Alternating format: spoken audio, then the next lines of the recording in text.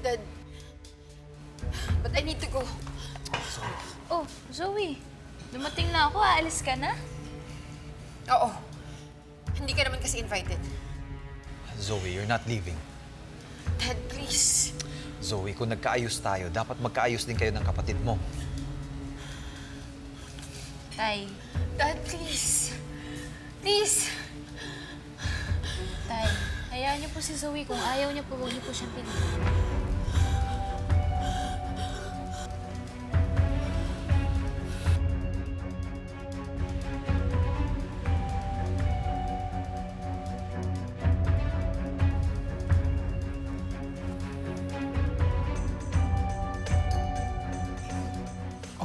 Dad, Zoe, are you okay?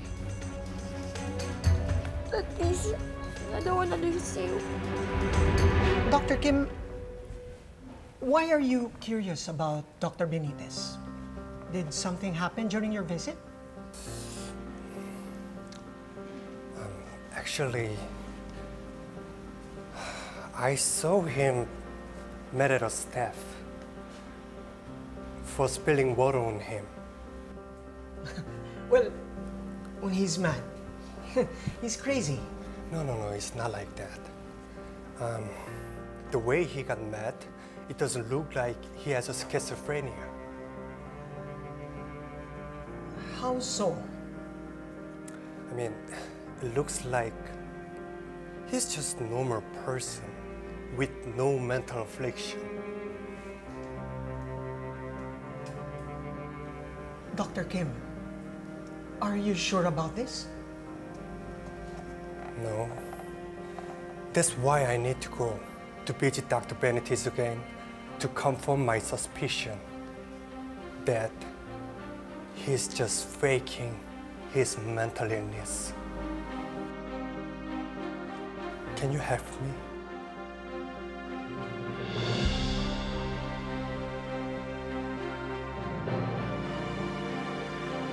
Dok, huwag mo na ituloy. Mama ka sa akin. Yeah. Anak, hindi naman ako mawawala sa'yo. Magpapakasal lang ako. Zoe. Tanda na natin para magagawan sa tatay. Pareho niya tayong anak at pareho niya tayong mahal. It's true. Pareho ko kayong anak at pareho ko kayong mahal.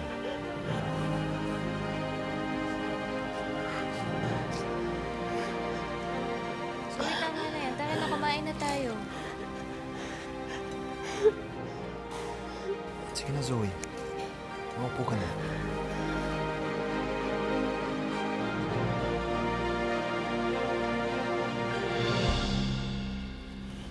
Upo ka muna. Uminom ka muna.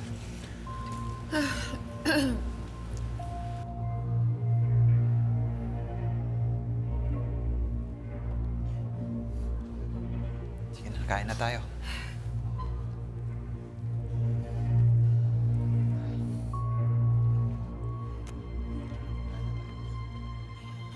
Totoo ba itong nakikita ko?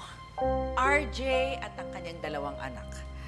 Legitimate and not. Spending time together. Ano ginagawa mo dito, Morgana? This is a restaurant, so I suppose I'm going to eat. Sumunod po ba kayo dito para manggulo?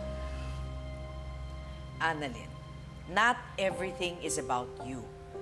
Dito ko gustong kumain. Alangan naman pupunta pa ako sa ibang lugar porket nandito kayo. Zoe, sinabi mo ba sa kanya na nandito tayo? Of course not. Ikaw lang naman yung mag-inimbit eh.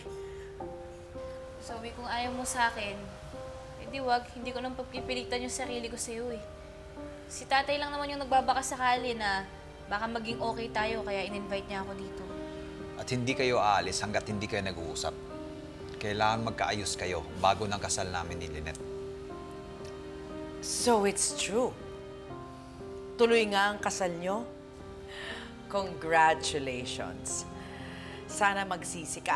Sana wag mong pagsisihan ang desisyon na pakasalan ang kabit mo.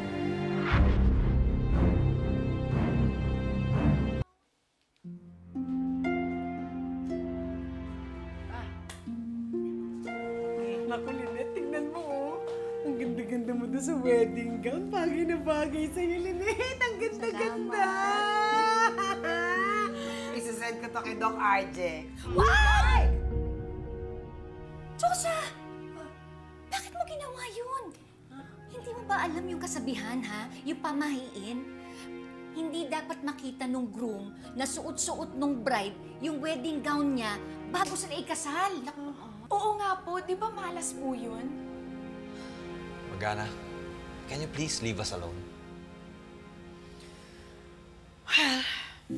Nawalan na rin naman ako ng gana. Excuse me. Tita!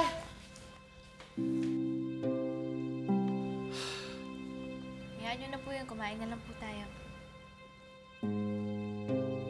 Tawagan muna si Annalyn. Baka hindi pa nakikita ni Doc RJ yan. Ma-warningan na huwag titignan. Sige na. Sorry. Ay, ikaw talaga.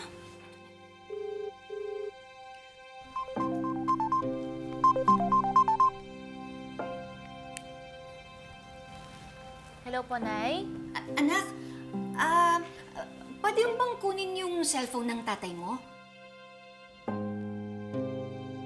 Hello, Lynette. Kailangan mo yung cellphone ko? RJ, kasi si Jose, meron kasi siyang sinend na picture sa'yo na dapat hindi mo makita.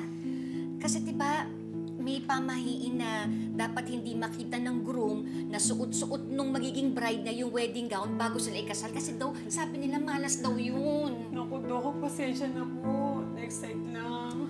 At dahil sa excitement mo, tita, baka hindi pa matuloy yung kasal.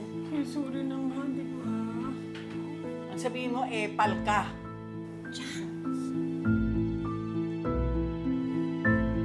Nay, ano po yung sinasabi ni Diwa na baka hindi po matuloy yung kasal? RJ, nakita mo na ba yung picture? Hindi pa. Pero now that you mention it, Lynette, I'm interested to see. Ay, Tay, Huwag na nga po. Wala naman pong masama kung makikinig po tayo sa pamahiin na yan. Ang tagal-tagal ko po kayang inantay itong kasal na to, kaya hindi pwedeng di po ito matuloy. Dapat, antayin nyo na lang po yung wedding day nyo ni nanay para makita niyo yung wedding gown niya. tama. Alam mo, RJ, dapat makinig ka sa anak natin, no? Yes. Tama. Okay, sige. Hindi pa nga tayo kasal. Ina-under niyo na ako, O sige, bye-bye, ah. Bye! Sige, Love bye-bye. you. Ikaw talaga. Hindi naman sinasadya. Salamat ka, hindi nakita ni RJ. Excite nga eh. Finado? Excite nga naman. Patience, tatay. Sa ngayon, kumain muna tayo. Gutom na ako. Lynette, 2 araw na lang. Kasal na natin. Ikaw, Annalyn, may date ka na ba para sa kasal? Tay, wala po akong kadate. How about Dr. Kim Young? Sabi kasi sa Apex na Hindi po. Hindi ko crush yun. Dr. Santos, bet kita. Pasensya ka na. Napag-utusan lang ako. Sino nag-utos sa'yo? Hello, Dr. Santos. Kutob ko nakakalabas na yata si Dr. Carlos dito sa facility. Ano? Kahit ano pang gawin mo, tuloy na yung kasal. Baka naman pwede mo ako isama sa wedding na yan. Desperado ka na ba talaga? Oo, desperado na ako. I really need to visit Dr. Benitez. Why? He's not crazy at all.